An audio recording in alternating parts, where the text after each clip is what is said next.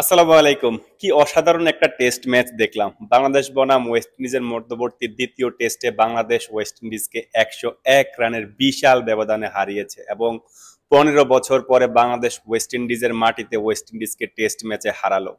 So আপনাদের মনে থাকার কথা যে ২০০৯ সালে বাংলাদেশ যখন ওয়েস্ট ইন্ডিজে খেলতে গিয়েছিল তখন ওয়েস্ট ইন্ডিজের ক্রিকেট বোর্ডের সাথে জটিলতার কারণে তখনকার সেই মেইন 11 খেলতে পারে না, ওয়েস্ট ইন্ডিজের সেকেন্ড 11 নামিয়েছিল।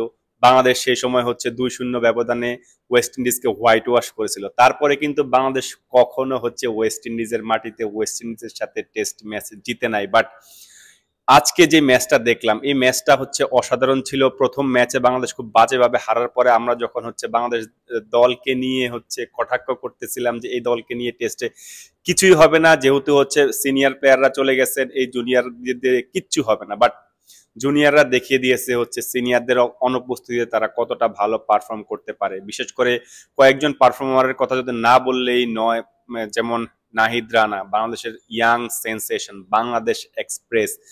প্রথম ইনিংসে ওয়েস্ট ইন্ডিজের বিরুদ্ধে যে বাংলাদেশ 18 রানের লিড নিল তার রূপকার কিন্তু এই নাহিদ রানার পেস বাউন্সের কাছে হচ্ছে ওয়েস্ট ইন্ডিজের বাগা বাগা ব্যাটসম্যানরা হচ্ছে খাবি খেয়েছে।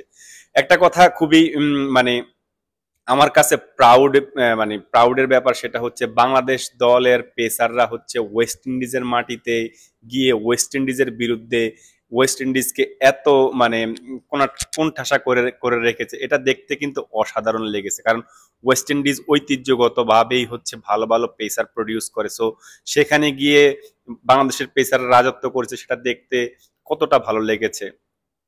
আর বাংলাদেশ দল যে পজিটিভ ক্রিকেটটা খেললো সেকেন্ড ইনিংসে সেটা তো অসাধারণ ছিল। আমি মনে করি সেটা একদম সময় উপযোগী একটা সিদ্ধান্ত নিয়েছিল। সেই জন্য হচ্ছে কোচিং স্টাফ এবং হচ্ছে ক্যাপ্টেন বা টিম ম্যানেজমেন্ট একটা সাধুবাদ পেতেই পারে। কারণ বাংলাদেশ যদি ভাবতো যে হচ্ছে সেকেন্ড ইনিংসও আমরা একটু রয়ে সয়ে খেলি, সেক্ষেত্রে হচ্ছে বাংলাদেশ হয়তো ১০০ থেকে ১৫০ রানের লিড নিতে পারতো। বাট সেখানে অ্যাটাকিং ক্রিকেট খেলে বিশেষ করে জাকের আলী অনিকের সেই 90, শাহাদাত দীপু, তারপরে হচ্ছে মেহেদী হাসান মিরাজ, তারা যে অ্যাটাকিং ব্যাটিং করে যে টার্গেটটা দিয়েছিলেন ২৮৭ রানের, সেটা কিন্তু ফোর্থ ইনিংসে চেস করা একটু টাফ। কারণ যেখানে ফোর্থ ইনিংসে জামাইকাতে হাইয়েস্ট স্কোর হচ্ছে মাত্র ২১২, সেখানে ২৮৭ ছিল খুবই টল টাস্ক ওয়েস্ট ইন্ডিজের জন্য। ওয়েস্ট ইন্ডিজের টপ অর্ডার ব্যাটাররা কিন্তু ভালোই ব্যাট করেছেন। ওয়ান্স ক্রেগ ব্রাথওয়েট আউট হয়েছেন, তারপরে ইট ওয়াজ অ্যাবাউট টাইম। সো বিশেষ করে তাইজুল ইসলাম সেকেন্ড ইনিংসে দেখিয়েছেন বাংলাদেশ টিমের জন্য হচ্ছে কতটা ভ্যালুয়েবল প্লেয়ার তিনি।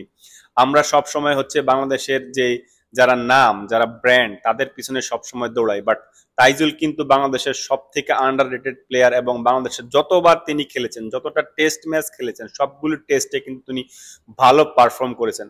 এখন হচ্ছে বাংলাদেশের সেকেন্ড হাইয়েস্ট উইকেট টেকার টেস্টে, তিনি মাত্র 51 টেস্ট ম্যাচ খেলেছেন। সো আমার মনে হয় যে বাংলাদেশের ক্রিকেট ফ্যান আমরা যারা আছি তারা তাইজুলকে আরেকটু বেশি ক্রেডিট দিব ফিউচারে যখন তিনি খেলবেন, এবং তার তার ফ্যান বেজ একটা গড়ে উঠবে আমি মনে করি। ওভারঅল বাংলাদেশ এই সিরিজটা ড্র করলো। লাস্ট 4টা মাস ধরে বাংলাদেশের টেস্ট ক্রিকেট দেখলাম, পাকিস্তানের সাথে দেখলাম, ইন্ডিয়ার সাথে দেখলাম, দক্ষিণ আফ্রিকার সাথে দেখলাম, এখন দেখলাম হচ্ছে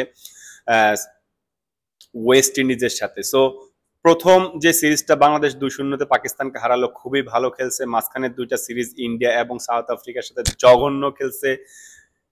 ওয়েস্ট ইন্ডিজের সাথে প্রথম ম্যাচটা তো খুবই বাজে খেলছে, এবং হচ্ছে সেকেন্ড টেস্টটাতে বাংলাদেশ। সো ৮ ম্যাচের মধ্যে ৩টা জয়, 5টা পরাজয়, আর একটা ম্যাচ তো হচ্ছে বাংলাদেশ ড্র করতে পারতো ইন্ডিয়ার সাথে, বাট সেটাও হচ্ছে ইন্ডিয়ার সুপিরিয়রিটির কাছে বাংলাদেশের প্ল্যানিং এর অভাবে হচ্ছে হেরে গেছে। সো ওভারঅল বাংলাদেশের এই টেস্ট সিজনটা খুবই ভালো লেগেছে আমার কাছে। বিশেষ করে বাংলাদেশের পেসারদেরকে নিয়ে তো আমি খুবই আশাবাদী। কয়েকজন পেসার যেমন হচ্ছে মনে করেন নাহিদ রানা, হাসান মাহমুদ, তাসকিন আহমেদ, শরীফুল ইসলাম, এই 4জন পেসার যদি নিয়মিত বাংলাদেশ পারফর্ম করতে পারে আপকামিং নেক্সট 5 থেকে 10 বছর বাংলাদেশ পেস নিয়ে হচ্ছে চিন্তা করা লাগবে না। এবং বাংলাদেশ এরকম পেসে ভালো করতে থাকলে হচ্ছে আমরা ওভারসিজে গিয়ে টেস্ট ম্যাচ জিততে পারবো আরো বেশি বেশি মনে করি, এবং আরো নিয়মিত জিততে পারবো। সো ওভারঅল এই টেস্ট সিরিজটা বা এই টেস্ট সিজনটা বাংলাদেশে খুবই ভালো কেটেছে। আশা করি সামনে আরো ভালো পারফর্ম করবে বাংলাদেশ দল, এবং এর পরবর্তী যে হচ্ছে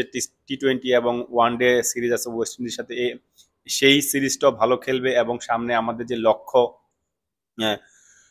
আইসিসি চ্যাম্পিয়ন্স ট্রফিতে অন্তত পক্ষে সেমিফাইনাল খেলা, সেটাও বাংলাদেশ খেলবে। সো ততদিন পর্যন্ত আমি মনে করি বাংলাদেশ এই টিমের যে মানে দলটা আছে তারা হচ্ছে এক হয়ে থাকবে এবং প্র্যাকটিসের মধ্যে থাকবে, কারণ নেক্সট কয়েক মাস হচ্ছে টেস্ট ম্যাচ নাই। বাট আমি পার্সোনালি খুবই মিস করবো বাংলাদেশের টেস্ট ম্যাচ খেলাটা, যদিও বাংলাদেশ খুব বাজে খেলা টেস্ট ম্যাচে, বাট আমি খুবই এনজয় করি টেস্ট খেলা দেখতে। সো এই ভিডিওটা করার উদ্দেশ্য ছিল আমার যে এক্সাইটমেন্টটা বাংলাদেশ জয়ের পরে সেটা সেটা শো করার জন্য। আশা করি আপনারাও টেস্ট ম্যাচটা এনজয় করেছেন এবং বাংলাদেশের ক্রিকেট সব সময় হচ্ছে অনেক ব্যর্থতার বা অনেক হতাশার মধ্যেও হচ্ছে কিছু কিছু আনন্দের মুহূর্ত এনে দেয়। আজকের দিনটাও তেমন ছিল। So thank you Bangladesh cricket দল। আশা করি সামনে এমন আরো অনেক অনেক আনন্দের দিন আমাদেরকে উপহার দিবেন। দেখা হবে পরের ভিডিওতে। আসসালামু আলাইকুম।